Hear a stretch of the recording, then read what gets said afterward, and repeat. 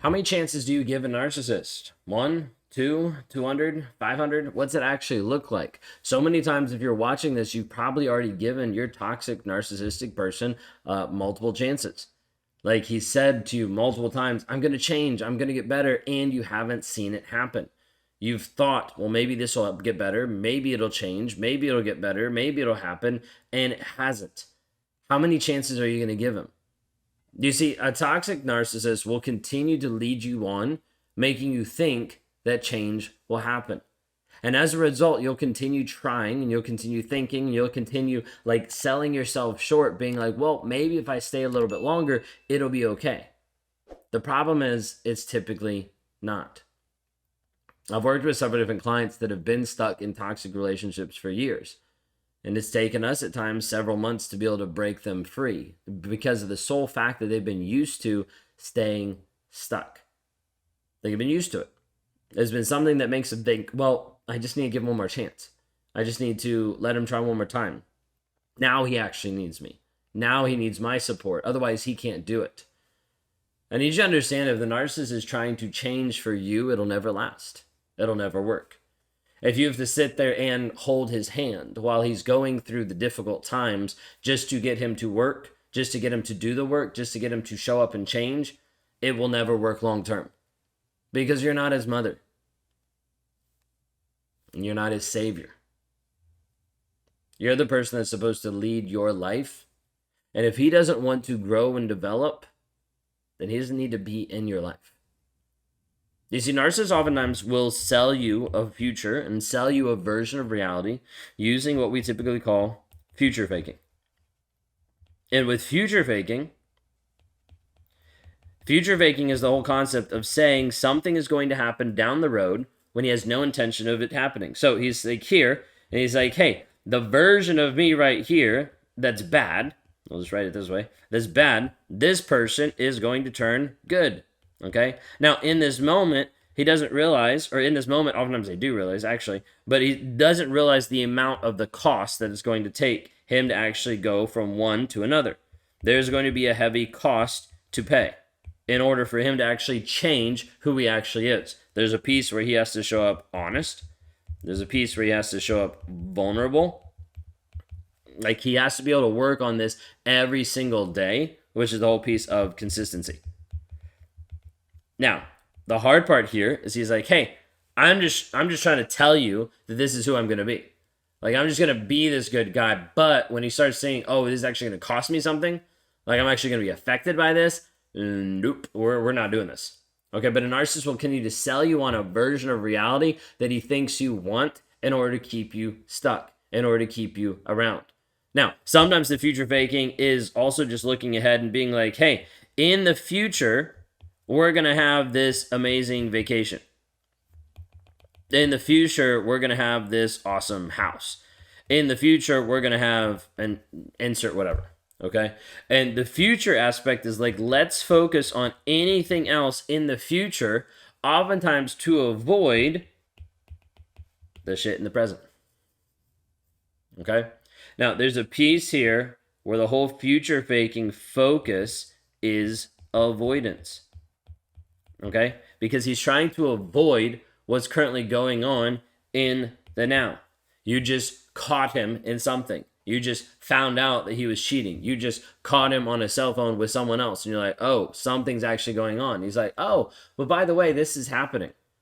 This is going to happen with him on the healing process and journey. His like pretending to actually do something about it and then not actually seeing it come to fruition.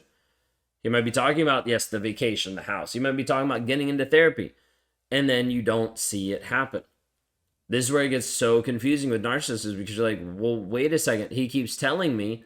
I'm like, yeah, but we can't go off of what he keeps telling you. What we have to go off of is one simple thing.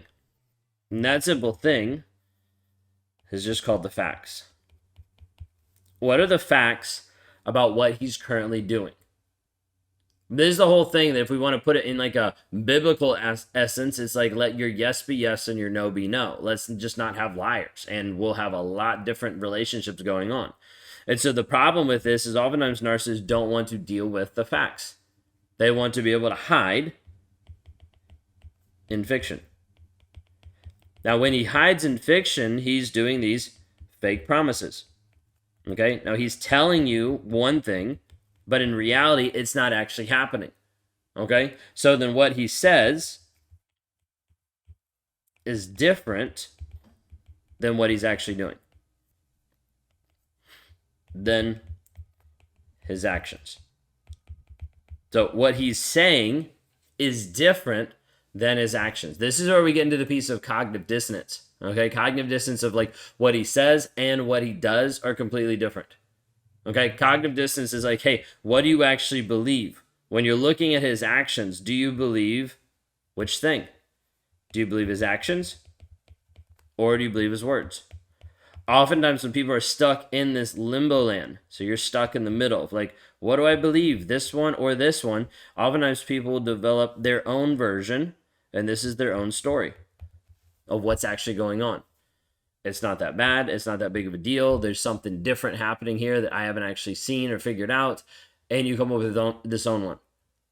Maybe he's just immature. Maybe he's just struggling. Maybe we're just going through a hard time. Maybe it's not that big of a deal. Whatever it is that kind of downplays what's actually happening. This is the piece of cognitive dissonance. It's a very simple model of it, but this is the piece of cognitive dissonance. You see, narcissists will get to the place where they will try to run away from the facts. They will try to future fake you. They will try to just make you give them one more chance. Now, the problem is you give them one more chance, and then there's one more, and then there's one more, and then there's one more. It doesn't stop. Because you typically give chances to people that continually do the same thing over and over again, and then you're surprised that it continues to happen. Now, he's going to change sometimes the manipulation. He's going to change sometimes how he talks about it. He's going to change what it looks like. But it's still happening. So I want you to consider today, how many chances are you going to give your narcissist? Now, when we talk about this, many times we'll talk to people about boundaries and goals. Because it's important for you to understand boundaries and goals that need to happen. Otherwise, you will stay stuck for a long period of time if you don't actually set up a plan of what this needs to look like. So typically when we talk through this, one of the quick advice that I'll normally give people is, hey, come up with 6 goals / boundaries.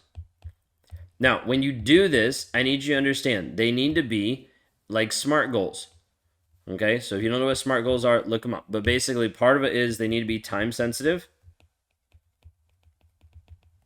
And they need to be quantifiable. Like, you just need to be able to say, hey, what are the actual stats to it?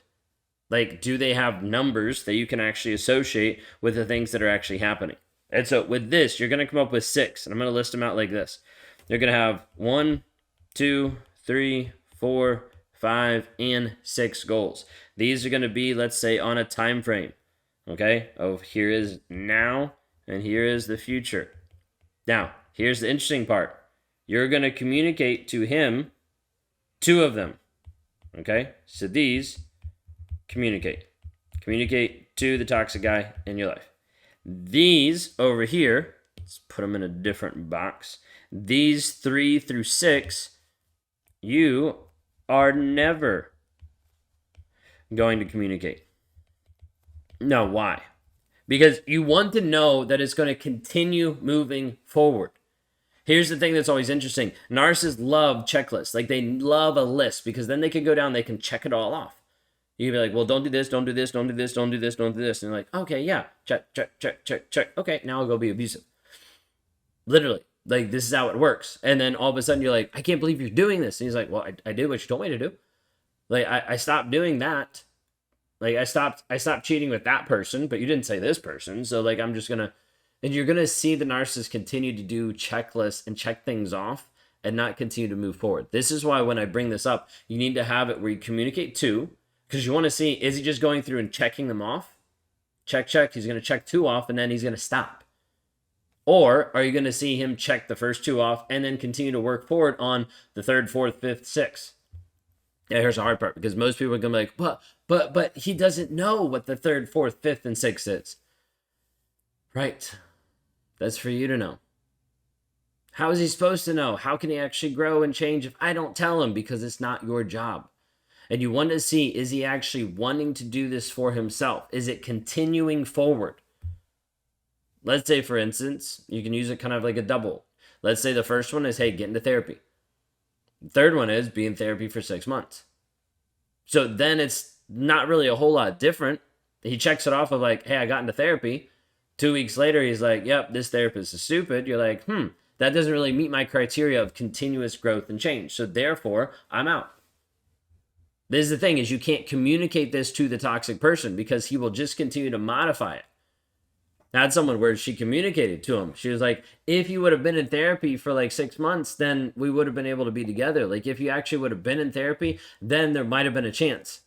He got off the phone, called his therapist, signed up for 6 months, and sent it to her and be like, look, I just signed up for therapy. They follow checklists.